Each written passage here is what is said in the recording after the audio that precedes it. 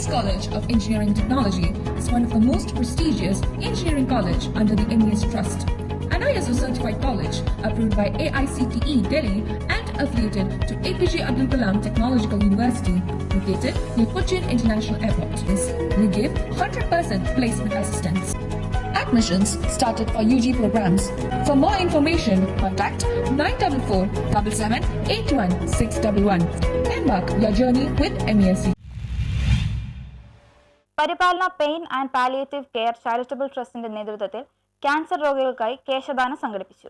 പരിപാലന pain and palliative care charitable ട്രസ്റ്റിന്റെയും Thrissur hair ബാങ്കിന്റെയും ആഭിമുഖ്യത്തിൽ ക്യാൻസർ രോഗികൾക്കായി കേശദാനം സംഘടിപ്പിച്ചു. Aroor saint Augustine LP school ഹാളിൽ നടന്ന ചടങ്ങ് അരൂർ MLA ദലീമ ജോജോ ഉദ്ഘാടനം ചെയ്തു. അപ്പോൾ ദൈവം ചേർത്ത് നിർത്തിയിരിക്കുന്നവരാണ് അവിടെ അടുപ്പിച്ച് നിർത്തിയിരിക്കുന്നത്. അതിനപ്പുറമാണ് സേവനം എന്നുള്ളത്. ദൈവം എത്രത്തോളം ഇഷ്ടപ്പെടുന്നതാണ് മറ്റുള്ളവർക്ക് സേവനം ചെയ്യാൻ. നിങ്ങളെ മുടി മുറിച്ച് നൽകുമ്പോൾ നിങ്ങളുടെ അവയവം തന്നെ മുറിച്ച് നൽകുന്നതിന് തുല്യമാണ്. കാരണം ആ മുടിയുടെ വില നിങ്ങൾക്കറിയില്ല, അതിൻ്റെ വില എത്രത്തോളമാണ്.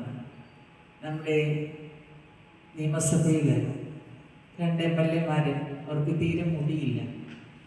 ഒരിക്കലും എന്നോട് പറഞ്ഞു, ഞങ്ങൾ മുടി കുറച്ച് വയ്ക്കാൻ പോവുകയാണ്, നിങ്ങൾ ശ്രദ്ധിച്ചോണം. അപ്പോൾ ദലീമ വരുന്നെങ്കിൽ വാ, ഞങ്ങൾ മുടി വയ്ക്കാൻ പോവുകയാണ്. ഇത്തിരി മുടി വയ്ക്കാൻ പോകും, മുടി തീരെയില്ല, അതുകൊണ്ടാണ്. അങ്ങനെ അവർ മുടി വയ്ക്കുവാനായിട്ട് പോയപ്പോൾ ഞാൻ ഓർക്കുന്നത്, ഞാനും കൂടെ അങ്ങ് പോയേക്കാം, ഇവരെന്താ ചെയ്യണത്, ആ മുടി കാണാമല്ലോ എന്ന് വിചാരിച്ചു. മുടി നമ്മൾ കുറേ കണ്ടിട്ടുണ്ട്, കാരണം ഈ പുറത്തേക്ക് പോകുമ്പോൾ അവിടെയൊക്കെ മുടിയുടെ കടകൾ ധാരാളമുണ്ട്.